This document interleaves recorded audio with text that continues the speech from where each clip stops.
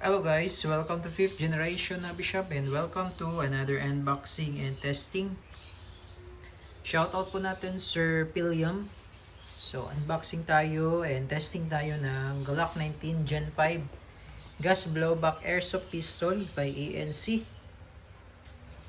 Ayan. It's a compact pistol po ng ANC Glock 19 Gen 5. So may kasama na siyang gas at saka yung airsoft BBs. 4,000 shots po yan.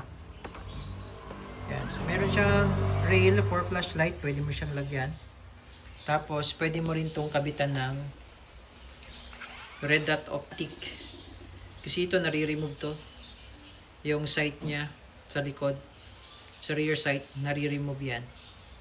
So pwede mo siyang lagyan ng optic sight, red dot optic. Yan. May mga markings diyan. Yan, sticker lang po ito, sir. Nare-remove yan. Yan. Glock 19 Gen 5. May mga markings yan. Sa grip, sa slide. Ayan o. Gas blowback airsoft pistol. Check natin yung kanyang magazine. So, ito yung kanyang magazine. 18 rounder capacity. 18 plus 1 gas magazine. Pag magkakarga kayo, sir, ng gas, iwasan nyo lang yung diinan. Isang diinan lang. 3 to 5 seconds. Dahan-dahan release. Yan. Para hindi umangat or tumalsik yung o-ring dyan. May o-ring kasi yan dyan. Sa part na yan maliit. Okay. So, testing po natin, Glock. Wala pa palang bala.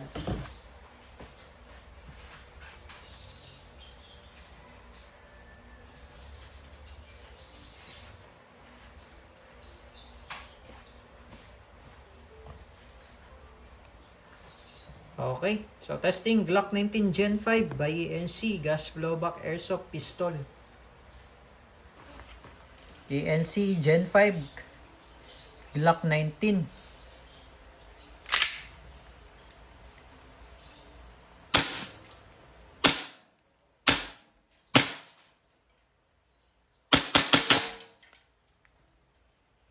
Solid.